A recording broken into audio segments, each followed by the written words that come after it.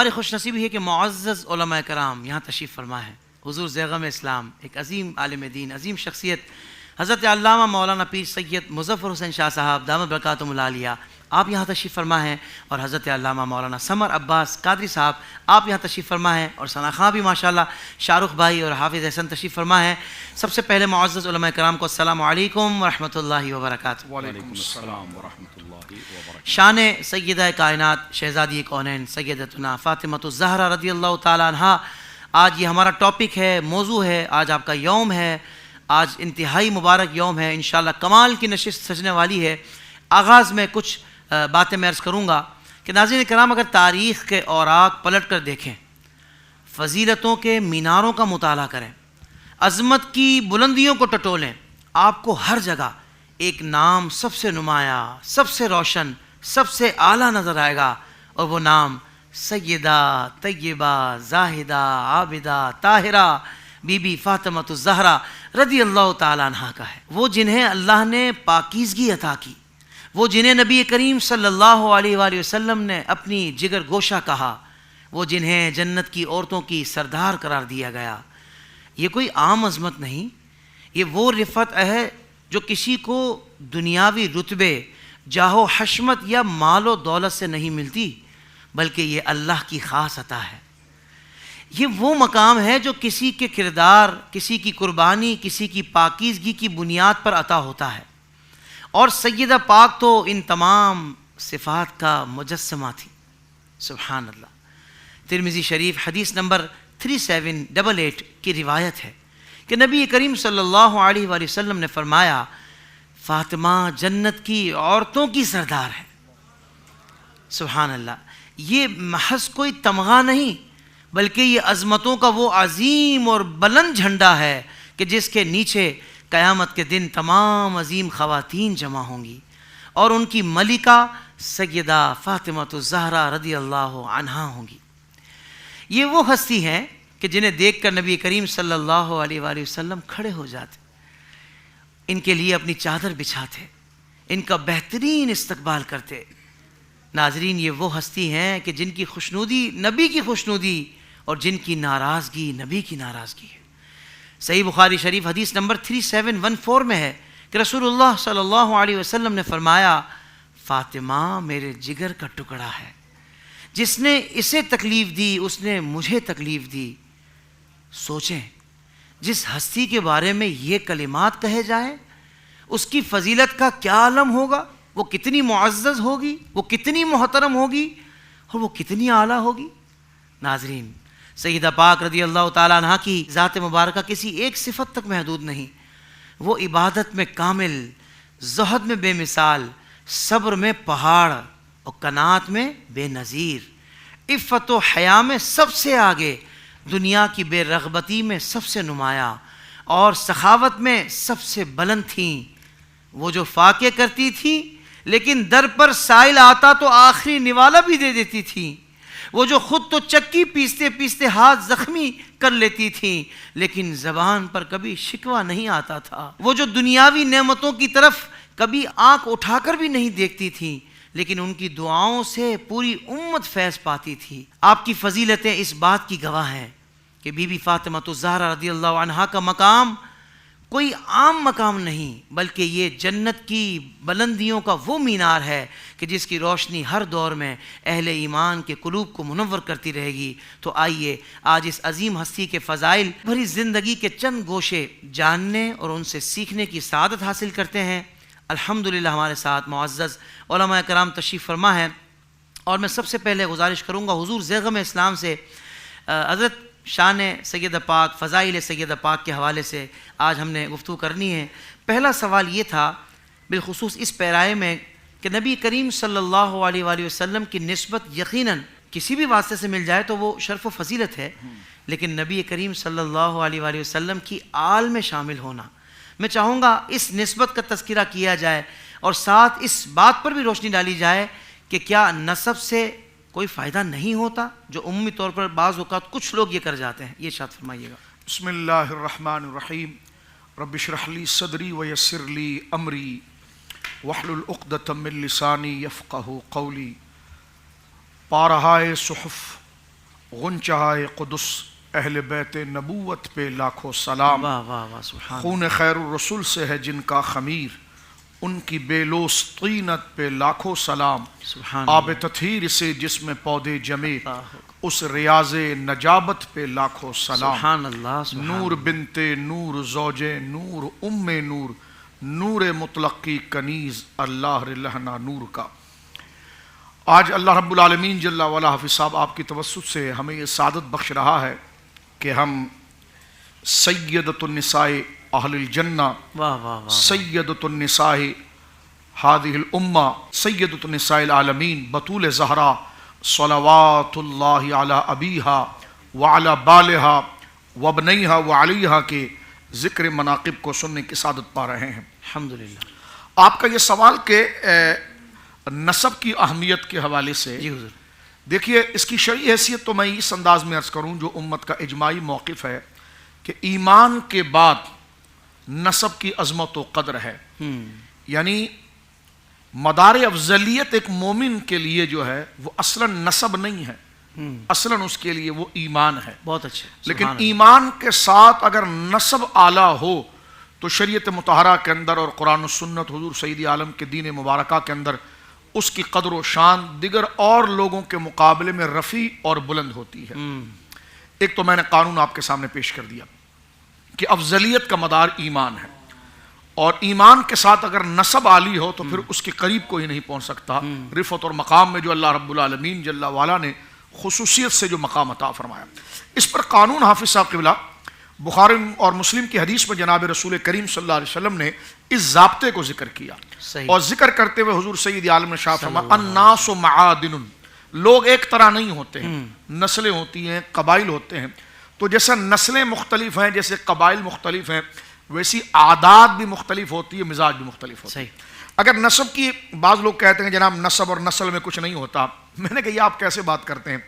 بازار میں اگر آپ چلے جائیں تو ایک ہی قسم کے پھل ہیں، لیکن ان کی نسل اگر بدل جاتی ہے تو ذائقہ بھی بدل جاتا ہے اور قیمت بھی بدل جاتی ہے۔ کیا کہنے شاہ جی، واہ واہ۔ اب زمین کی جو فارمنگ کرتے ہیں ان کو دیکھیے تو زمین کی جیسی نسل ہوگی ویسی اس کی پیداوار ہوگی، تو نسل تو ہر چیز کے اندر دیکھی جاتی ہے، اور جیسے نسل ممتاز ہوتی ہے اس کا ذائقہ، اس کی قیمت، اس کی قدر اپنے سے پچھلے کے مقابلے میں اعلیٰ ہوتی ہے۔ جناب رسول مکرم صلی اللہ علیہ وسلم نے یہ ضابطہ دیا کہ الناس معادن، لوگ جو ہیں اللہ رب العالمین نے ان کو مختلف طبیعتوں اور مختلف قبیلوں میں اللہ نے ان کو پیدا کیا، اور حضور نے جو مثال دی ہے صلی اللہ علیہ وسلم حافظ صاحب وہ معادن سے دی ہے، یعنی مائنز، معدن الجود والکرم پڑھتے ہیں تو معدن کا معنی ہوتا مائنز، کانے جس سے کوئی دفینہ نکلتا ہے یا کوئی کان جس سے کوئی چیز پیدا ہو جاتی ہے جیسا قدرتی ہوتی، تو فرمایا الناس معادن، لوگوں کی مثال مائنز کی طرح ہے، کانوں کی طرح ہے، کمعدن الذهب والفضہ، جیسے سونے کی کانیں ہوتی ہیں، مائنز ہوتی ہیں، اور چاندی کی کانیں ہوتی ہیں۔ سرکار دو عالم نے مثال دے دی کہ انسان ایک طبیعت کا نہیں ہوتا ہے، مختلف ہوتا ہے، کچھ سونے کے مانند ہوتا ہے، کوئی چاندی کے مانند ہوتا ہے، جس طرح کولے کی بھی کانیں ہوتی ہیں، نمک کی بھی کانیں ہوتی ہیں۔ تو فرمایا کہ الناس معادن کمعادن الذهب والفضہ خیارهم فی الجاہلیت خیارهم فی الاسلام اذا فقہوا، او کما قال صلی اللہ علیہ وسلم۔ حضور فرماتے ہیں کوئی شخص دار اسلام میں داخل ہوا اور وہ زمانے جاہلیت میں اس کا کنبہ، اس کا قبیلہ، اس کا نسب خیار تھا، خیار فی الجاہلیت خیار فی الاسلام، اگر کوئی زمانہ جاہلیت کے اندر خیار تھا، افضل تھا خاندانی اعتبار سے، تو اسلام اس کی اس خصوصیت کو نہیں ختم کرتا، اور کیسے ختم ہوگی؟ تو فرمایا خیار فی الاسلام، اسلام بھی اس کو قبول کرتا ہے، مگر کب؟ اذا فقہوا، جب وہ ایمان لے آئے اور صاحب تقویٰ ہو جائے۔ بہت اچھے، واہ واہ۔ تو حضور سید عالم صلی اللہ علیہ وسلم نے ایک لائن میں اس چیز کو ذکر کیا۔ اب قرآن کریم کی طرف ہم آتے ہیں تاکہ کسی کے ذہن میں اشکال اگر یہ ہو کہ جناب قرآن اس بارے میں کیا کہتا ہے، تو صاحب قرآن کا قول قرآن کی تفسیر ہی ہے۔ اس وقت میرے سامنے سورۃ الطور ہے، سورۃ الطور کی آیت نمبر 21 اور 22 ہے، میں 21 کا کچھ حصہ پڑھ دیتا ہوں۔ فرمایا بے شک وہ لوگ جو ایمان لائے، یعنی جنت اس سے پہلے کی اوپر کی آیت اگر حافظ صاحب بندہ پڑھے، یعنی آیت نمبر 20، آیت نمبر 19، تو یہ اہل جنت کے صفات بیان کیے جا رہے ہیں کہ ان کو یہ ملے گا، یہ ملے گا، یہ مقام، یہ مرتبہ ان کو ملے گا۔ پھر فرمایا والذین آمنوا، اور انہی میں سے وہ لوگ جو ایمان لائے، اہل جنت کی صفات میں سے انہی میں سے وہ لوگ جو ایمان لائے، واتبعتہم ذریتہم بایمان، اور ان کی اتباع میں، ان کی نیابت میں ان کی اولاد بھی ایمان میں آئی۔ اللہ فرماتا ہے جو اہل ایمان لائیں اور ان کی وجہ سے ان کی اولاد ایمان لے کر آئی، ہم قیامت کے دن ان کی اولاد کو ان کے ساتھ ملا دیں گے۔ اور کیا جملہ کہا؟ اور ایمان والوں کے عمل میں کوئی کمی نہیں کریں گے۔ یعنی باپ صاحب کرامت تھا، دادا اجداد جو ہے وہ صاحب متقا اور نقا اور کاملین تھے، نیچے جو خاندان آ رہا ہے وہ کمزور تھے، تو اللہ رب العالمین فرماتا ہے لیکن اگر ایمان ہے اور اس کے عمل میں، یعنی باپ کی اولاد کے عمل میں کوتاہی ہے، تو یہ نہیں ہوگا کہ باپ دادا کی نیکی میں سے کچھ لے کر اس کے گراف اور گریڈ کو بڑھایا جائے گا۔ اللہ واضح کہہ رہا ان اہل ایمان کے عمل میں سے کچھ نہیں لیا جائے گا اور ان کو ان سے ملا دیا جائے گا۔ کیوں ملا دیا جائے گا؟ کیونکہ نسب ایک ہے۔ تو یہ نسب کی قدر کی وجہ سے، اب میں دوسری آیت پڑھ کے اس سے پھر ایک نتیجہ آپ کی خدمت میں عرض کرتا ہوں۔ یہ میرے سامنے سورۃ الرعد ہے، یہ 13واں پارہ ہے، اور سورۃ الرعد کے اندر اللہ رب العالمین جل وعلا نے آیت نمبر 23 میں فرمایا جنات عدن یدخلونہا، جنت عدن جو جنت کا سب سے بڑا مقام ہے، یدخلونہا اس میں داخل ہوں گے، ومن صلح من آبائہم وازواجہم وذریاتہم والملائکۃ یدخلون علیہم من کل باب۔ فرمایا اور ان میں سے ان کے باپ، ان کے دادا، ان کی بیویاں، ان کی اولاد اور جو نیکوکار ہیں، جو ان کی اولادوں میں جو نیکوکار یعنی صاحب ایمان ہیں، وہ جائیں گے اور فرشتے انہیں ہر دروازے سے سلام پیش کریں گے۔ اب آپ دیکھیں سورۃ الطور کی آیت میں کیا تھا، اس میں تھا کہ جو اہل ایمان لے آئے اور ان کی اولاد نے ایمان میں ان کی نقل اتباع تتبع کی اور وہ بھی صاحب ایمان ہوئے، تو اللہ رب العالمین شاہ فرماتا ہم ان اہل ایمان سے ان کی اولادوں کو ملا دیں گے۔ ایک تو یہاں سے ناظرین ذرا غور کریں آپ کی توسط سے، ایک تو یہاں سے نسب کی شان پتہ چلی، اور فرمایا اس اہل ایمان کے عمل سے کچھ نہیں لیا جائے گا بلکہ نسب کی قدر کی وجہ سے، اور وہ ہمارا مہمان ہے اور یہ اس کی اولاد ہے، اس کو ہم اس سے ملا دیں گے۔ اب ایک نقطہ اور سنیے یہاں پر، ایک تو یہاں پر یہ ہے کہ نسب کا کام آنا قرآن کی آیت سے ثابت ہو گیا کہ ان اولاد کو اپنے باپ دادا کی اولاد ہونے کی وجہ سے ملا دیا جائے گا، اور یہاں سے مسئلہ اصال ثواب بھی ثابت ہوتا ہے۔ کچھ لوگ کہتے ہیں کہ جناب جو ہے کسی کا عمل کسی کو کام نہیں آئے گا، ہاں، اور وہ آیت کریمہ کو پیش کر کے وہ اس کا غلط مطلب لیتے ہیں کہ کوئی کسی کا کام نہیں آئے گا۔ میں نے کہا کام تو آ گئے یہاں پر، اور اللہ رب العالمین فرما رہا ہے کہ جناب جو صاحب ایمان تھے ہم ان کو ان کے ساتھ ملا دیں گے۔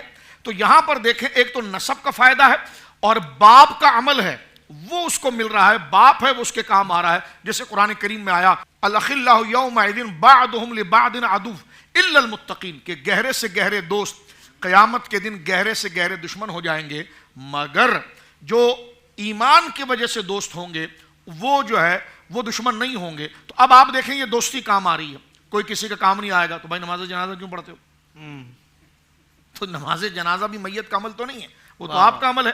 تو لہٰذا ایک تو نسب کا مسئلہ یہاں سے واضح ہوا کہ اہل جنت جو صاحبان جنت ہوں گے ان کی اولاد، ان کی دلجوئی کے لیے ان کی اولاد کو ان کے ساتھ ملا دیا جائے گا اور ان جنتیوں کے اعمال میں سے کچھ نہیں لیا جائے گا۔ اور حضرت عبداللہ ابن عباس رضی اللہ تعالیٰ عنہ کا یہ حدیث پاک واضح طور پر بیان کرتی ہے، میں آپ کے سامنے عرض کر دوں۔ حضرت عبداللہ ابن عباس رضی اللہ تعالیٰ، تمام مفسرین نے اس بات کو لکھا ہے، وہ پھر فرماتے ہیں، توجہ سے ناظرین غور کریں، کہ بے شک اللہ تعالیٰ مومن کی اولاد کو اس کے ساتھ جنت کے درجے میں بلند کر دے گا، خواہ مومن کی اولاد کا عمل کم ہو۔ اللہ اکبر۔ تو اب مجھے بتائیے یہ تفسیر صحابی رسول کر رہے ہیں، سعید بن جبیر ان کے شاگرد حضرت عبداللہ ابن عباس سے لے رہے ہیں، تمام تفاسیر میں اسی آیت کے تحت یہ بات موجود ہے۔ تو یہاں سے پتا چلا کہ نسب جو ہے وہ ایمان اگر ہو تو اس میں نسب کارآمد ہوتا ہے اور کام آتا ہے۔ مجھے بتائیے کہ جب ہر اہل جنت کو کے ساتھ اس کی اولاد کو ملا دیا جائے گا تو جناب سید عالم صلی اللہ علیہ وسلم کی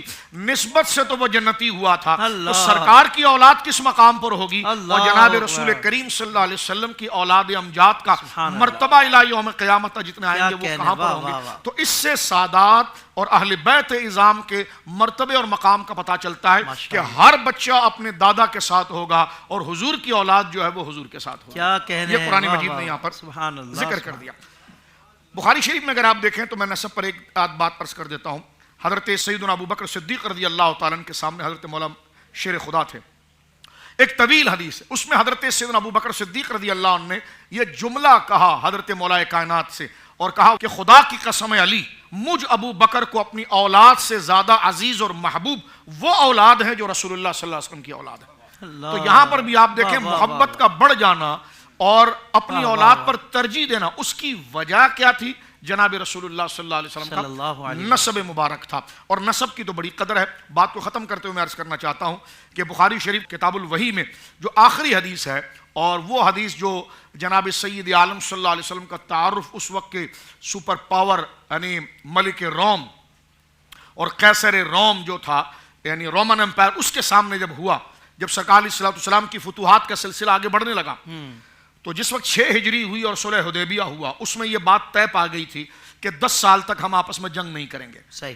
تو مسلمانوں کو بھی ایک ریلیف مل گیا، کافروں کو یہ مل گیا کہ چلو وہ تجارت کریں گے۔ اب تجارت کے قافلے جو ہے وہ ملک شام روانہ ہوئے، جو موجودہ فلسطین ہے۔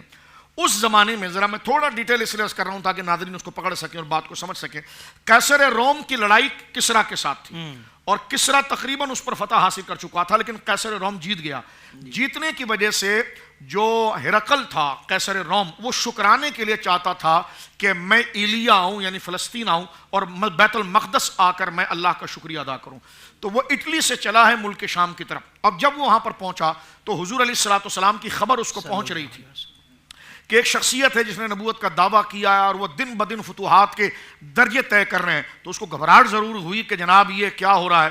تو وہ جیسے آیا اور اس نے پہلے کہا کہ مجھے بتاؤ کہ شام کی منڈیوں کے اندر عرب کے تاجر آئے ہیں؟ انہوں نے کہا جی ہاں عرب کے تاجر آئے ہیں۔ کہا جا کے اعلان کر دو کہ کون ہے ایسا جس شخصیت نے نبوت کا دعویٰ کیا ہے، اس سے بلڈ ریلیشن کس کا ہے، خونی رشتہ کس کا ہے۔ جا کے اعلان کیا گیا تو حضرت امیر معاویہ رضی اللہ تعالیٰ عنہ کے والد جناب ابو سفیان، جو اس وقت صاحب ایمان نہیں ہوئے، بعد میں اللہ رب العالمین نے ان کو ایمان نصیب فرمایا، رضی اللہ تعالیٰ عنہ، وہ تھے۔ ان کو اور ان کے ساتھ 10-12 آدمیوں کو لے کر قیصر روم کے سامنے لایا گیا۔ قیصر روم ظاہر سی بات ہے اپنی سلطنت کے حوالے سے گھبرایا ہوا تھا، اس نے اپنے سامنے کرسی رکھی اور اس پر جناب ابو سفیان کو بٹھایا، پیچھے عرب کے سارے لوگوں کو بٹھایا، درمیان میں ٹرانسلیٹر کو بٹھایا، ترجمان کو، کہ میں جو سوالات کروں گا تم ان سے پوچھو۔ اور پیچھے عرب والوں کو اس لیے کھڑا کیا کہ اگر یہ بولنے میں غلط بیانی کرتے ہیں تو ان کا چہرہ بتا دے گا کہ یہ سچ بول رہا ہے کہ غلط بیانی کرتے ہیں۔ اس نے پہلا سوال یہ کیا تھا کیف نسبہ فیکم، مجھے بتاؤ جو نبی آیا ہے اس کا نسب کیا ہے؟ کیونکہ آپ کا سوال نسب کا تھا تو میرے ذہن میں یہ حدیث جو ہے روشن ہوئی۔ تو کہا کیف نسبہ فیکم۔ تو حضرت ابو سفیان نے جب 6.5 کے قریب سوال تھے تو آگے چل کر کہا ہوا فینا ذو نسب، جس شخصیت نے نبوت کا دعویٰ کیا ہے ہمارے علاقے کے اندر، آپ پوچھتے ان کا نسب کیا تھا، خاندان کیا تھا، انسسٹر کیا تھا؟ تو فرمایا ان کا انسسٹر، ان کا خاندان، ان کا نسب جو ہے وہ فینا ذو نسب، وہ ہمارے عرب کے قبائل میں سب سے ممتاز اور سب سے عظیم خاندان کے ہیں، نسب کے ہیں۔ تو ہرقل نے یہ جملہ کھڑے ہو کر کہا اور اپنے ساتھیوں سے کہا یہ میرے 2 پاؤں کے نشان دیکھو، میں نے اس سے جتنے سوالات کیے ہیں اس بندے نے جواب دیے ہیں، اور اگر جواب اس بندے کے بارے میں ٹھیک دیا ہے تو تم گواہ ہو جاؤ اس شخصیت کے راستے کو کوئی نہیں روک پائے گا، یہاں تک کہ یہ میری پوری سلطنت، اور میں جن 2 پاؤں پر کھڑا ہوا ہوں یہاں پر بھی اس کا دین اور اس کی سلطنت آئے گی۔ اور اس نے اس کا جواب کیا دیا؟ جب اس نے پوچھا نا کیف نسبہ فیکم، ان کا نسب کیا تھا؟ تو انہوں نے کہا ہوا فینا ذو نسب، وہ ہم میں سب سے اونچے خاندان کے ہیں۔ تو ہرقل نے سر ہلا کر کہا ہاں، اور رسول تبعث فی نسب قومہا، رسول کبھی کسی گھٹیا خاندان میں نہیں آتا، رسول جب بھی آتا ہے تو اپنے وقت کے سب سے مقبول اور ممتاز خاندان پر آتا ہے۔ اور ایک جملہ میں ختم نبوت پہ یہاں کہنا چاہتا ہوں، حضور کے بعد اگر کسی نبی نے آنا ہوتا تو کم سے کم وہ سیدوں میں آتا، کم سے کم وہ سیدوں میں آتا۔ یعنی پہلی بات ہے کہ حضور سید عالم کے بعد تو کوئی نیا نبی پیدا ہی نہیں ہو سکتا، یہ عقیدہ ضروریات دین میں سے بجھ گئی جس کے آگے سبھی مشعلیں، شمع وہ لے کر آیا ہمارا نبی۔ جو ادھر ادھر سے مینڈک پھدک رہے ہیں، کوئی اس ملک سے پھدکتا ہے، کوئی ادھر سے پھدکتا ہے، کوئی ادھر سے بھاگ کے ادھر بیٹھ جاتا ہے، تو بھائی نبوت کے وصف میں پہلی چیز اس کا خاندان ہے۔ اگر کسی نبی نے آنا ہوتا تو سیدوں میں آتا، لیکن 1500 سال کی تاریخ پڑھی ہے، کسی سید نے جھوٹا نبوت کا دعویٰ نہیں کیا۔ تو جب سیدوں میں نبی نہیں آیا تو کسی اور نے اٹھ کر نبوت کا دعویٰ کیسے کرنا ہے؟ اور جبکہ سرکار دو عالم صلی اللہ علیہ وسلم کے بعد کوئی نیا نبی نہیں آئے گا۔ کیا کہنے شاہ صاحب، سبحان اللہ سبحان اللہ، سلامت رہیے، کیا انداز ہے، اللہ اکبر، سبحان اللہ۔ قبلہ علامہ سمر عباس صاحب، حضور آپ کی طرف آؤں گا، ارشاد فرمائیے گا کہ سید پاک کی فضیلت میں یہ بھی شامل ہے کہ نبی کریم صلی اللہ علیہ وآلہ وسلم کا سلسلہ نسب آپ ہی سے جاری ہے۔ اور قیامت تک آنے والے سادات آپ ہی کی اولاد میں شامل ہیں، اس جہت سے آپ کی شان و عظمت کا کیا عالم ہے؟ اللہ اکبر۔ حضرت حافظ صاحب، یقینی بات ہے نبی مکرم شفیع اعظم صلی اللہ علیہ وآلہ وسلم جی، آپ کا جو گھرانہ ہے، جیسے حضرت شاہ صاحب نے فرمایا کہ وہ سب گھرانوں سے افضل ہے، اعلیٰ ہے، اور آپ کا جو نسب ہے وہ بھی سب سے افضل و اعلیٰ ہے، لیکن آقا کریم صلی اللہ علیہ وآلہ وسلم کی جو نسل پاک ہے وہ قیامت تک کے لیے جتنی بھی آئے گی وہ سیدہ کائنات رضی اللہ تعالی عنہا آپ سے آگے چلے گی۔ تو یہ بہت بڑی فضیلت ہے، اسی واسطے جتنے بھی اہل محبت ہیں، اہل عشق ہیں اور مفسرین ہیں، ان سب نے آپ کو ام السادات کہا ہے۔ واہ واہ واہ، ام السادات، قیامت تک کے لیے جتنے سادات آئیں گے ان سب کی جدہ کریمہ ہیں تو وہ سیدہ کائنات رضی اللہ تعالی عنہا ہیں۔ واہ واہ واہ۔ اچھا، یہاں پر ایک بات آپ کی خدمت میں عرض کروں کہ نبی کریم صلی اللہ علیہ وآلہ وسلم آپ کی جو نسل اقدس و انور ہے یہ آپ کے بیٹوں سے کیوں نہیں چلی؟ تو یہ مسئلہ تھا ختم نبوت کا اور شان مصطفیٰ کا۔ اگر آپ کے بیٹے ہوئے ہیں لیکن جوانی کی عمر کو نہیں پہنچے، بلوغت کی عمر کو نہیں پہنچے، اگر وہاں تک پہنچتے اور نبی نہ ہوتے تو یہ بھی نبی پاک صلی اللہ علیہ وسلم کی شان میں کمی اور نقص تھا کہ پہلے نبیوں کے بیٹے بڑے ہوئے، ان کو نبوت عطا کی گئی، اور محبوب پاک کے بیٹے جوان ہوئے اور نبوت نہیں ملی، تو فرمایا ہم نے شان بھی کم نہیں ہونے دینی۔ کیا کہنے واہ۔ اگر بڑے ہو جاتے تو نبوت کا تاج آگے جاتا، تو فرمایا یہ بھی نہیں ہو سکتا۔ تو اللہ نے بیٹے بھی عطا کی اور چھوٹی عمر میں اپنی بارگاہ میں اس لیے بلا لیے تاکہ شان مصطفیٰ بھی برقرار رہے اور ختم نبوت کا تاج بھی مصطفیٰ کے سر اقدس پہ رہے۔ سبحان اللہ، سبحان اللہ۔ اب یہاں پر علماء تفسیر نے ایک سوال اور بھی اٹھایا، وہ یہ کہتے ہیں کہ پھر اللہ تعالیٰ بیٹے عطا ہی نہ کرتا، چونکہ جب چھوٹی عمر میں کوئی بھی بیٹا فوت ہوتا ہے یا بیٹی تو والدین کو ایک تکلیف تو ہوتی ہے، ایک دکھ تو ہوتا ہے، تو پھر اللہ عطا ہی نہ کرتا۔ تو فرمایا اس میں بھی ایک راز یہ تھا کہ اگر نبی پاک علیہ السلام کو بیٹا عطا نہ کیا جاتا تو کوئی بد زبان یہ کہہ سکتا تھا کہ اس نبی کے خون میں بیٹا پیدا کرنے کی طاقت ہی نہیں ہے۔ تو ایک کائنات میں جتنے ایسے بد باطن تھے ان کا منہ بند کرنے کے لیے بیٹا بھی عطا فرمایا کہ دیکھو طاقت ہے، پر اپنے پاس اس لیے پہلے بلا لیے بلوغت سے کہ مسئلہ مصطفیٰ کی شان کا ہے اور ختم نبوت کا ہے۔ سبحان اللہ۔ یہ مسئلہ تو رہا یہاں تک کہ آپ کے بیٹوں سے کیوں نسل پاک نہیں چلی۔ دوسری بات یہ ہے کہ نبی پاک صلی اللہ علیہ وسلم آپ کی تو مبارک 4 شہزادیاں ہیں، تو پھر باقیوں سے نہیں چلی، اس کی کیا وجہ ہے؟ اور سیدہ کائنات، دیکھو جب نبی پاک علیہ السلام نے فرما دیا کہ میری جو نسل پاک ہے وہ میری بیٹی سیدہ کائنات سے چلے گی، تو یہ سب سے بڑی وجہ ہے۔ جب حضور نے فرما دیا تو پھر یہ شرف حضرت سیدہ کائنات کو ہی ملنا تھا۔ دوسری وجہ یہ ہے آقا کریم علیہ السلام کی جو باقی 3 شہزادیاں ہیں ان میں سے 2 کے ہاں اولاد ہوئی، ایک کے ہاں اولاد ہوئی ہی نہیں، اور جن کے ہاں ہوئی تھی ان کا بھی سلسلہ زیادہ دیر تک نہ چلا۔ حضرت سیدہ زینب رضی اللہ تعالی عنہا، آپ کی ایک بیٹی امامہ رضی اللہ تعالی عنہا اور دوسرے بیٹے حضرت علی، ان کا نام علی تھا، یہ بھی بلوغت کی عمر تک جب پہنچے تو یہ بھی پردہ فرما گئے۔ حضرت رقیہ رضی اللہ تعالیٰ عنہ، آپ کا بیٹا عبداللہ، وہ بھی چھوٹی عمر میں پردہ فرما گئے۔ حضرت ام کلثوم کے ہاں اولاد ہوئی نہیں۔ اور پھر مزے کی بات یہ ہے کہ یہ تینوں آپ کی جو شہزادیاں تھیں یہ نبی پاک صلی اللہ علیہ وسلم آپ کی حیات ظاہری میں پردہ فرما چکی تھی، تو بعد میں نبی پاک علیہ السلام کے ساتھ اور نبی پاک کے بھی بعد جنہوں نے زندہ و جاوید رہنا تھا وہ سیدہ کائنات تھی، اس واسطے یہ فضیلت ان کی جانب ٹرانسفر ہو گئی۔ اور پھر عمومی طور پر دیکھا جائے تو اپنی اولاد کے اندر جو سب سے چھوٹا بچہ ہوتا ہے اس سے ایک انوکھی محبت ہوتی ہے۔ تو میرا یہ وجدان کہتا ہے کہ شاید نبی پاک صلی اللہ علیہ وسلم نے اسی واسطے فرمایا کہ میری جو نسل پاک ہے وہ سیدہ کائنات رضی اللہ تعالی عنہا سے چلے۔ اچھا، پھر یہاں پر اگلی بات وہ بھی بڑی توجہ طلب ہے۔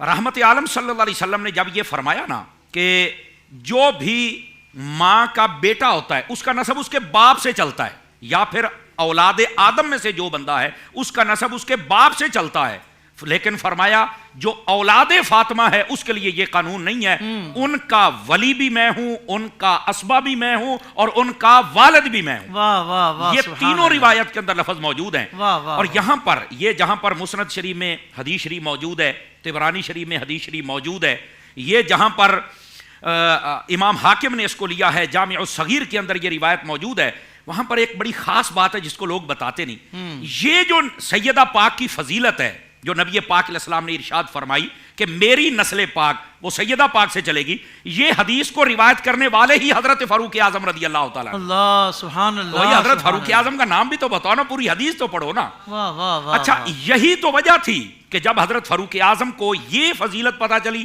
اور ساتھ میں یہ حدیث پاک جس میں فرما کلو سبب و نسب منقطع یوم القیامہ، فی روایت ینقطع یوم القیامہ الا سببی و نسبی، مجمع الزوائد کی روایت ہے۔ جب یہ پتہ چلا کہ ساری دنیا کے جتنے بھی تعلقات اور رشتہ داریاں ہیں قیامت والے دن ٹوٹ جائیں گی، وہاں بھی اگر کام آئے گی تو میری رشتہ داری کام آئے گی۔ یہی وجہ تھی سیدنا فاروق اعظم رضی اللہ تعالیٰ عنہ، آپ حضرت مولا مرتضیٰ شیر خدا مشکل کشا رضی اللہ تعالیٰ عنہ آپ کی بارگاہ میں حاضر ہوئے اور آپ نے فرمایا کہ یہ فضیلت میں حاصل کرنے کے لیے آپ کی بیٹی، یعنی اس کو اگر میں یوں کہوں کہ جو فاطمہ و حیدر کی بیٹی ہے جس کا نام حضرت ام کلثوم تھا رضی اللہ عنہ، فرمایا ان سے میں نکاح کرنا چاہتا ہوں۔ تو انہوں نے فرمایا میرا تو ارادہ تھا کہ میں اپنے عزیزوں میں سے فلاں کے ساتھ نکاح کروں۔ فرمایا میری کوئی یہ خواہش نہیں ہے کہ میں نکاح کروں اور پھر یہ بھی نہیں ہے کہ میرے پاس کوئی اور بیویاں نہیں ہیں۔ فرمایا میری صرف یہ ہے کہ میرا نسب اور تعلق جڑ جائے، دنیا میں بھی میرا نسل مصطفیٰ کے ساتھ تعلق برقرار رہے اور قیامت والے دن بھی یہ تعلق میرا برقرار رہے۔ اسی حدیث کی بنیاد پر جس میں یہ بتایا گیا کہ سیدہ کائنات سے نبی پاک کی یہ نسل پاک قیامت تک کے لیے چلے گی۔ اور یہاں پر یہ بھی میں بات بتا دوں کہ جتنے بھی سادات ہیں ان کا سیدہ کے بعد جب ان کا نسب دیکھا جائے گا تو باپ سے دیکھا جائے گا، لیکن جب سیدہ پاک کی باری آئے گی تو وہاں پر نسب سیدہ کی وجہ سے ٹرانسفر ہو جائے گا میرے نبی صلی اللہ علیہ وسلم کی جانب۔ سبحان اللہ، یہی بات ہے جو لوگ باتیں کرتے ہیں نا کہ جناب ہمیں تو حضرت علی کے بعد نبی کا نام ہی نظر نہیں آتا، اور اس پر مفتی اعظم پاکستان مفتی منیب الرحمان صاحب نے بر وقت پکڑ کی تھی۔ اور ایسے لوگوں کو سوچنا چاہیے کہ حضرت علی پاک ہوں یا سیدہ پاک، ان کو جتنے فضائل ملے ہیں وہ ملے ہی میرے مصطفیٰ صلی اللہ علیہ وسلم کی وجہ سے، لیکن جتنے کائنات کے سادات ہیں ان کی جتنی عظمتیں ہیں وہ ساری کی ساری اکٹھی ہوتی ہیں حضرت مولا علی اور سیدہ پر، اور وہاں سے سیدھی وہ مصطفیٰ کی چوکھٹ پر چلی جاتی ہے۔ کیا کہنے، تو یہ نبی پاک صلی اللہ علیہ وسلم نے ان کو یہ کمال عطا فرمایا ہے۔ یہ تیسری بات۔ اب چوتھی بات بھی بڑی سننے والی ہے۔ یہ جو سورۃ الکوثر شریف ہے، اس کوثر کے بہت سارے معانی ہیں۔ ایک معنی اولادہ، نبی پاک صلی اللہ علیہ وسلم کی اولاد بھی ہے۔ اب دیکھیں کافر ابتر کہہ رہے تھے اللہ رب العزت فرمایا ہم نے آپ کو کوثر عطا فرما دیا۔ اب وہ کہہ رہے تھے کہ نسل چل نہیں سکتی، اللہ فرماتے ہیں ہم نے ایسی نسل چلائی ہے قیامت تک کے لیے سب کی نسلیں ختم ہو سکتی ہیں، اور اے مصطفیٰ تیری نسل باقی ہو سکتی ہے، باقی رہے گی اور یہ کبھی ختم نہیں ہو سکتی۔ اور اسی کے تحت جب جلالین شریف کو پڑھا جائے، پھر امام ساوی کو پڑھا جائے، تو تفسیر ساوی کے اندر یہ موجود ہے۔ فرمایا الکوثر کے نیچے لکھتے ہیں، فرمایا لوگو تم کائنات کے اندر کسی کی اولاد اور کسی کی نسل پاک کو ایسے نہیں پاؤ گے جیسے مصطفیٰ کی ہے صلی اللہ علیہ وسلم، کہ قیامت تک کے لیے ان کو کثرت بھی عطا کر دی گئی اور برکت بھی عطا فرما دی۔ بلکہ اگر اس سے اگلی لائن پڑھی جائے تو وہ فرماتے ہیں والباقیات الی یوم القیامہ، قیامت تک کے لیے یہ نسل پاک باقی رہنے والی نسل پاک ہے۔ اور میں یہاں پر ناظرین کو ایک آسان بات بتلاؤں کہ سیدہ پاک کی یہ کتنی بڑی فضیلت ہے کہ آقا کریم کی ساری نسل پاک ان سے چل رہی ہے۔ آپ دیکھیں نبی پاک علیہ السلام فرماتے ہیں جن پشتوں سے اور سلبوں سے میں ہو کے آیا وہ بھی پاک اور طیب و طاہر ہیں، جن پیٹوں سے میں گزر کے آیا وہ بھی پاک اور طیب اور طاہر ہیں۔ میں کہتا ہوں جن سے نبی پاک گزر کے آئے اگر وہ پاک ہیں تو جن سے نبی پاک کی نسل چل رہی ہے وہ کتنی پاک ہوں گی۔ اللہ اکبر، اللہ اکبر۔ اب اس بات پر آپ اندازہ فرمائیں کہ سیدہ کائنات کی یہ کتنی بڑی فضیلت ہے کہ آپ سے نبی پاک کی نسل چل رہی ہے، اور یہ کتنی ستھری نسل اقدس ہے۔ یہ دو وجوہات کی بنیاد پر، ایک نبی پاک اور ایک سیدہ پاک۔ اور پھر آخری بات میں اپنی بات کو ختم کروں، یوم ندعو کل اناس بامامہم، اگر اس کو پڑھا جائے قیامت والے دن تمہیں ہم ہر بندے کو اپنے امام کے ساتھ بلایا جائے گا، تو اس کی تفسیر کے اندر اگر قرطبی اور خازن کو پڑھا جائے تو وہ فرماتے ہیں یہاں ای بامہاتہم، قیامت والے دن تمہیں تمہاری ماؤں کے نام سے پکارا جائے گا۔ فرمایا حالانکہ حدیث میں ہے ماں کے نام سے بھی پکارا جائے گا، باپ کے نام سے بھی پکارا جائے گا، زیادہ تر اقوال ہے کہ ماں کے نام سے پکارا جائے گا۔ وجوہات یہ لکھی ہیں کہ اگر خدا نخواستہ کسی کی ماں سے کوئی ایسا عمل سرزد ہو گیا جس کی وجہ سے قیامت والوں شرمندہ ہونا پڑے تو اللہ تعالیٰ اس واسطے ماں کے نام سے بلائے گا تاکہ اس انسان کو شرمندگی نہ اٹھانی پڑے۔ لیکن یہاں پر جو علماء تفسیر نے لکھا وہ کہتے ہیں یہ ہے لیکن ماں کی نام سے پکارے جانے کی سب سے بڑی ایک وجہ یہ بھی ہے لشرف الحسن والحسین، کہ قیامت والے دن حسن و حسین کو جب پکارا جائے تو ان کی ماں کے نام سے پکارا جائے۔ اللہ سبحان اللہ۔ اور پھر یہ تمام سعادات کی کتنی بڑی فضیلت ہے، نبی پاک علیہ السلام نے بھی فرما دیا کہ میری نسل سیدہ سے چلے گی، وہ طیب و طاہر بھی ہے، اور قیامت والے دن بھی جب پکارا جائے گا تو یہ اس گھرانے کی شرف کی وجہ سے پورے اس قانون کو بدل دیا گیا کہ قیامت والے دن ماؤں کے نام سے پکارا جائے۔ سبحان اللہ سبحان اللہ، کیا کہنے، ذرا کہہ دیں سبحان اللہ۔ بھائی یہ ہیں علماء اہل سنت، اور یہ ہے انداز، کتنا با ادب طریقہ اور کیا لفظوں کا انتخاب ہے، اور کس انداز سے حاضری پیش کی جا رہی ہے۔ اور یہ بھی واضح طور پر بتا دیا گیا کہ بھائی ساری عزتوں کا جو مرکز ہے وہ ہمارے پیارے آقا صلی اللہ علیہ وآلہ وسلم کی ذات مبارکہ ہے، جس کو عزتیں ملی اس مبارک ذات سے ملی۔ اللہ اکبر، کیا کہنے ماشاءاللہ۔ قبلہ شاہ صاحب، ایک بڑا اہم سوال میں آپ سے کرنے لگا ہوں کہ حضور حضرت سیدتنا فاطمہ الزہرا رضی اللہ تعالی عنہا کا ذکر ہو رہا ہے، آپ شہزادی کونین ہیں، سیدہ کائنات ہیں، حضور کی شہزادی ہیں، دو جہاں کے سردار کی شہزادی ہیں، مگر آپ کے زہد اور قناعت کی اگر بات کی جائے حضور، اللہ اکبر، یعنی دنیاوی مال سے تو جو آپ کی بے رغبتی تھی، اللہ اکبر۔ حضور میں چاہتا ہوں کہ موجودہ یعنی آپ کے ذکر سے یہ بھی ارشاد فرمائیے گا ساتھ ہی کہ ہماری جو خواتین ہیں ان کو کیا درس، بلکہ ہم سب کو عمومی طور پر کیا درس ملتا ہے شہزادی کونین کی زہد و قناعت سے۔ بسم اللہ الرحمن الرحیم۔ دیکھیے جب بھی عفت معاب خواتین کی تطہیر اور پاکیز اور عفت معابی کا ذکر ہوتا ہے تو پھر تبادر ذہن سب سے پہلے جس بارگاہ کے اندر حاضری پیش کرتا ہے وہ سیدہ کائنات خاتون جنت صلوات اللہ علیہ ابیہا و علیہا کی ذات گرامی ہے۔ بے شک، سبحان اللہ۔ اب آپ دیکھیے قرآن مجید فرقان حمید کے اندر جو اللہ رب العالمین جل وعلا نے نیک خواتین کی جو خصلت بیان کی ہے، اور خواتین کے صنف کے حوالے سے اور ان کے باطنی اخلاق اور طبیعت سلیم کے حوالے سے جو ان کے لیے عفت و پارسائی، جو ان کا سب سے بڑا حسن اور ان کی شان نسوانیت کی جو سب سے بڑی معراج ہے وہ ان کی عفت و پارسائی ہے، جس کو قرآن مجید فرقان حمید نے سورۃ النور میں بیان کیا ہے۔ اب آپ سورۃ النور کو دیکھتے ہیں، جس طرح کہ حضرت فاروق اعظم رضی اللہ عنہ نے بھی ذکر فرمایا کہ تم اپنے مردوں کو جو ہے وہ سورۃ التوبہ پڑھاؤ اور تم اپنی عورتوں کو سورۃ النور پڑھاؤ۔ تو یہ جو سورۃ النور ہے یہ کس کی شان عظمت ہے؟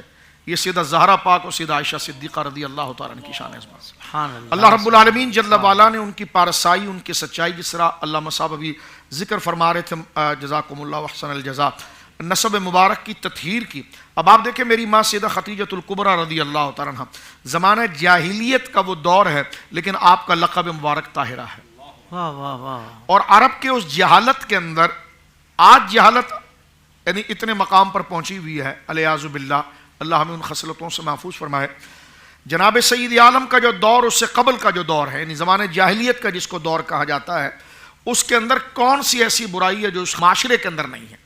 ہر برائی اس کے اندر ہے، جس طرح کہ ہم نے قرآن کریم کے نزول کے حوالے سے اس بات پر بیان کیا۔ یعنی انسانیت جو ہے وہ اپنی پستی کے امی گڑے کے اندر گری ہوئی ہے، اور ان کو قرآن نے اور سیرت مصطفیٰ کریم صلی اللہ علیہ وسلم نے پروان چڑھایا ہے۔ تو عرب کا وہ معاشرہ جو ہر قسم کی بدی، برائی، بد اخلاقی، بد تہذیبی اور بے حیائی کے گڑے کے اندر گرا ہوا ہے، لیکن کسی کی جرت نہیں ہوئی ہے کہ اس نے جناب سید عالم کے بغض کے اندر آ کر سیدہ خدیجۃ الکبریٰ رضی اللہ تعالی عنہا کی ذات پاک کو عصمت اور پارسائی کے اعتبار سے حتف تنقید بنایا ہو۔ کیا بات ہے، کیونکہ یہ بہت آسان طریقہ ہو جاتا ہے کسی دشمن کو زیر کرنے کے لیے، اس کے اعصاب کو گویا کہ مزمحل کرنے کے لیے، اس کے ارادے کو مزمحل کرنے کے لیے، کہ جو اس کو درد دینے والی، جو اس کی پسندیدہ، جو اس کی عزت توقیر کی چیز ہے، اس پر تان جھڑ دیا جائے۔ اب ان کے اندر جب وہ خدا پر تان کر رہے ہیں، رسول پر تان کر رہے ہیں، الیاذ باللہ دیگر طریقوں سے کر رہے ہیں اور دین پر کر رہے ہیں، لیکن آپ دیکھیں تان کر تو رہے ہیں، لیکن جو حضور علیہ الصلوۃ والسلام کی حوالہ عقد میں جو آئی ہوئی ہے وہ، یا حضور سید عالم کی والدہ ماجدہ سیدہ آمنہ، وہ آپ کو تاریخ کے کتابوں کے اندر ایک مجہول قول بھی نہیں ملے گا کہ کبھی کسی مشرک نے کھڑے ہو کر سیدہ آمنہ کی پاکیزگی پر بات کی ہو یا سیدہ خدیجہ کی پاکیزگی پر کبھی بات، یعنی یہ بات وہ کر ہی نہیں سکتے تھے۔ اس لیے نہیں کر سکتے تھے کہ اس معاشرے کے اندر ان کی تطہیر و پاکیزگی ایک مانی ہوئی شے تھی۔ یعنی قبیلہ بنو زہرہ کے اندر حضرت سیدہ آمنہ رضی اللہ تعالیٰ عنہ کی پاکیزگی۔ اسی طرح اگر آپ دیکھیں تو سیدہ زہرا پاک، یعنی ابھی جو بات کی گئی حضور سید عالم، کیونکہ نبی کے معجزات میں نبی کے والدین بھی ہوتے ہیں، کیونکہ معجزہ جو ہوتا ہے وہ نبوت کی دلیل ہوتا ہے. تو جتنی چیز، تو اب آپ دیکھیے کہ نبی کا جو نسب ہوتا ہے نا وہ اس کا معجزہ ہوتا ہے. امام راغب اصفہانی رحمہ اللہ نے ایک بڑی اچھی کتاب لکھی ہے الذریعہ، بڑی ان کی مشہور کتاب ہے تصوف کے اندر، نیٹ پر بھی مل جاتی ہے، مارکیٹ کے اندر بھی مل جاتی ہے.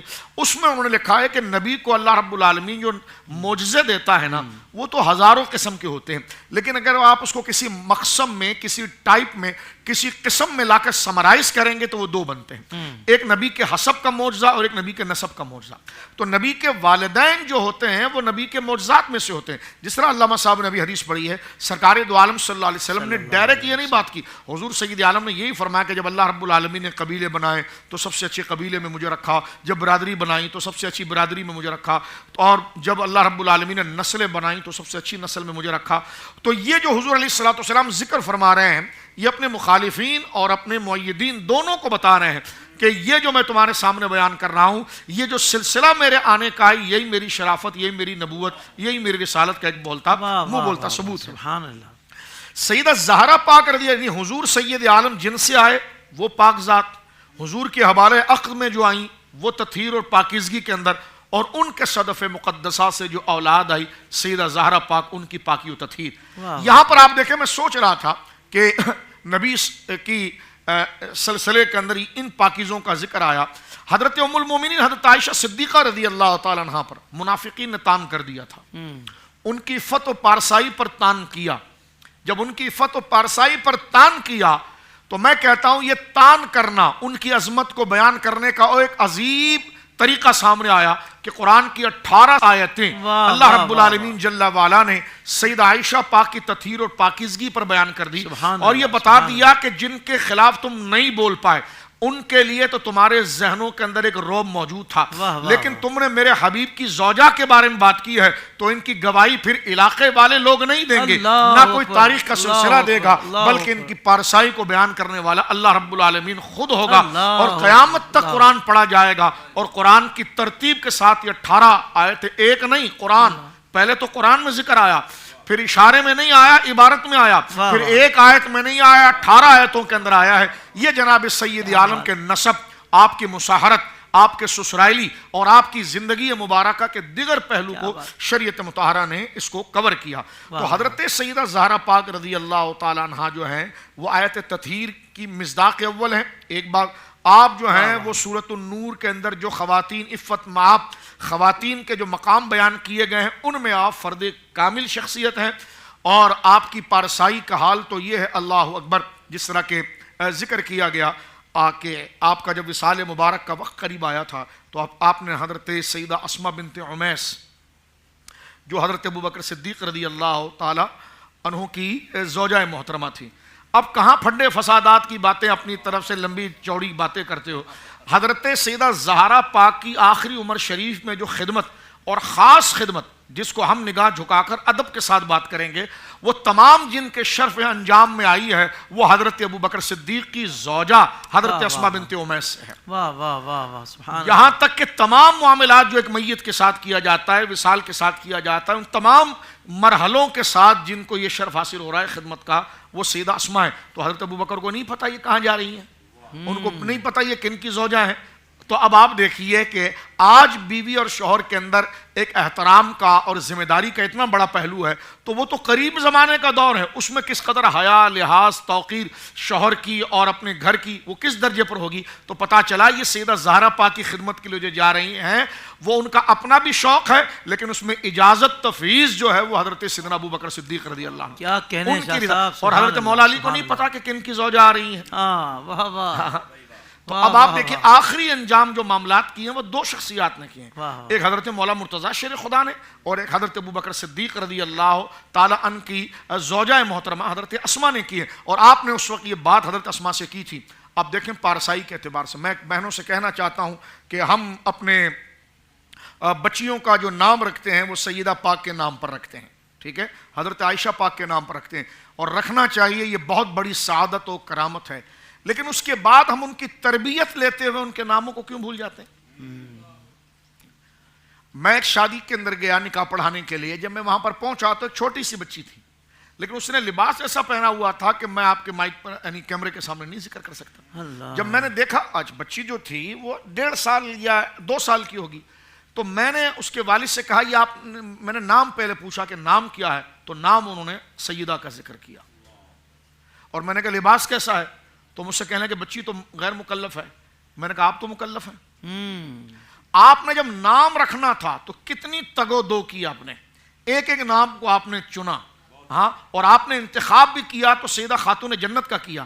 لیکن جب بچے کی خصلت اور تربیت کی بات آئی کہ تو اس کے لیے لباس کے انتخاب کے وقت آپ کے دماغ میں کیا چل رہا تھا, یا اس بچی کی والدہ اور آپ کی بیوی کے ذہن کے اندر کیا چل رہا تھا, تو کم سے کم نام اس لیے نہیں رکھے جاتے کہ نام رکھ کر صرف چھوڑ دیا جائے. نام اس لیے رکھے جاتے ہیں کہ ان ناموں سے اسلام زندہ رہے ہمارے گھروں میں, ایمان زندہ رہے, قرآن کی تعلیمات زندہ رہے, اور اللہ رب العالمین جل والا کی پسندیدگی اگر ہم کبھی بھول بھی جائیں تو نام سے اگر اپنی بیٹی کو پکاریں تو وہ نام ہمیں دوبارہ رجوع کے لیے, مراجعت کے لیے اور اللہ اس کے رسول کے دربار پر حاضر کرنے کا سبب بن جائے. تو اب آپ دیکھیے, میں آخری بات عرض کروں. حضرت اسما سے سیدہ زہرا نے یہ کہا کہ جب میرا انتقال ہو جائے اور میں وصال کر جاؤں تو ایسا کرنا کہ جناب جنازہ جو ہے وہ رات کے وقت اٹھے تاکہ کسی غیر محرم کی نظر اس پر نہ پڑے. یہ سیدہ زہرا پاک بات کر رہی ہیں, یہ آپ کی تربیت کا حصہ. تو اس میں آپ کیا مشورہ دیتی ہو اسما, کیونکہ حضرت اسما جو حبشہ میں رہی ہیں, آپ حبشہ میں رہی ہیں کیونکہ حضرت جعفر کی بیوی تھی پہلے ہی, اور حضرت جعفر مولا علی کے بڑے بھائی ہیں, اور جب وہ شہید ہوئے موتا کے اندر تو حضرت ابوبکر کے نکاح میں آئی ہیں, تو انہوں نے ایک عرصہ جو ہے وہ حبشہ میں گزارا ہے. تو انہوں نے کہا سیدہ پاک میں آپ کو پہلے تو دعا دی کہ اللہ آپ کو صحت دے اور آپ کو سلامت رکھے, اور یہی اخلاق کا تقاضا ہے. کہا میں یہ کہنا چاہ رہی ہوں کہ میں نے حبشہ کے اندر دیکھا ہے کہ جب میت اٹھائی جاتی ہے نا تو اس کے اوپر کھجور کے شاخوں سے بونی ہوئی ایک چادر نما ڈولی رکھی جاتی ہے جس سے میت کا بدن نہیں نظر آتا, جس طرح آج ہمارا ہے. سیدہ اتنی خوش ہوئی اس بات, حالانکہ مرض علالت ہے, اللہ اکبر, اللہ اکبر, اور آپ کی عمر شریف اتنی نہیں ہے کہ سر کے بال مبارک سفید ہو چکے ہوں اور معمرہ ہو چکی ہوں, یہ نہیں. آپ کی عمر شریف بالکل ابتدائی مراحل کے اندر ہے. سیدہ زہرا پاک کی عمر شریف جو ہے وہ بالکل یعنی جو ابتدائی زندگی ہوتی ہے اس کے مراحل کے اندر ہے. اور آپ دیکھیے پارسائی, آپ نے حضرت اسما کو اس خوشی پر دعا دی اور فرمایا ہاں مولا علی سے کہا کہ جب میرا انتقال ہو جائے تو یہ جو حبشہ کا ایک رواج اور یہ کلچر جو ذکر کر رہی ہیں کہ میت کے اوپر یہ چیز ڈالی جاتی ہے, تو لہٰذا چاہیے یہ کہ میرے اوپر جو ڈولی بنائی جائے وہ اس طرح کی بنائی جائے. ایک سوال حضور صلی اللہ علیہ وسلم نے, سرکار دو عالم صلی اللہ علیہ وسلم نے صحابہ کرام کو جمع کیا, اور صحابہ کرام کی جمعیت کے اندر حضور سید عالم نے ایک سوال کیا, مسلم بازار کے اندر ہے. حضرت علی کہتے ہیں, بلکہ راوی بھی ہری ہے, وعن علی انہ کان عند رسول اللہ فقال ای شیء خیر للمرأة. حضور سید عالم صلی اللہ علیہ وسلم جلوگر ہیں, مولا علی کہتے ہیں کہ ہم جو ہیں وہ حضور سید عالم کے پاس بیٹھے ہوئے ہیں, اور میری جتنی بیٹیاں بہنیں مائیں ذرا سنیں. حضور نے پوچھا ذرا یہ بتاؤ علی اور تم سارے صحابہ مل کر کہ ای شیء خیر للمرأة, ایک عورت کے لیے سب سے بڑی عزت اور سب سے بڑی نیکی کیا ہوتی ہے؟ ایک عورت کے لیے سب سے بڑی زیادہ بہتری کیا ہے, سب سے بڑی نیکی کیا ہے؟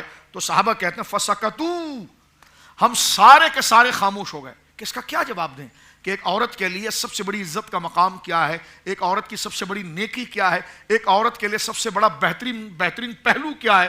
تو کہتے ہیں فسکتو, ہم سارے ساکت ہو گئے. اور ہم کیا جواب دیں؟ کہتے ہیں جب میں گھر لوٹا, مولا علی کہتے ہیں, تو میں نے سیدہ فاطمہ سے کہا کہ ایو شیء خیر للنساء, فاطمہ یہ بتائیے رضی اللہ عنہا کہ ایک عورت کے لیے سب سے بڑی نیکی کیا ہے, سب سے بڑی اس کی عزت کا مقام کیا ہے, سب سے بڑی اس کے لیے پارسائی کی علامت کیا ہے, سب سے اس کے لیے خیر اور بہتری کیا ہے؟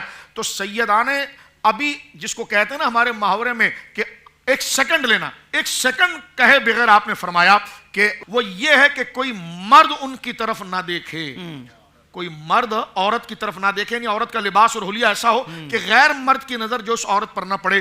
کہتے ہیں کہ جب ہم لوٹ کر گئے, ہم نے حضور علیہ السلام سے جا کر یہ بات کی تو سرکار نے فرمایا ہاں انما فاطمہ بضعۃ منی علی, اس لیے کہ فاطمہ میرے جگر کا ٹکڑا ہے, جو میں سوچتا ہوں وہی فاطمہ سوچتی ہے. اللہ اکبر, سبحان اللہ سبحان اللہ. ناظرین کرام، ظاہر بات ہے کہ یہ ذکر ہی اتنا عظیم ہے، بلند ہے اور رفعتوں والا ہے کہ کچھ نشستوں میں بھی اس کے بیان کا حق ادا نہیں ہو سکتا. ہم ساری زندگی بھی ہمارے جیسے لاکھوں بلکہ کروڑوں لوگ بھی اس ذکر پہ لگ جائیں تو ان کی شانوں کا بیان کا حق ادا نہیں ہو سکتا، اور پھر چھوٹے سے مختصر سے وقت میں کیا بیان ہو سکتا ہے. بہرحال ہم اپنا ایک برکتیں پانے کے لیے اور سعادت اپنے لیے پانے کے لیے اس مبارک ذکر کو ہم نے یہاں پر اختیار کیا ہے. اللہ تبارک و تعالی ہمیں اس کی خاص برکات عطا فرمائے. معزز علماء کرام کا دل سے شکریہ.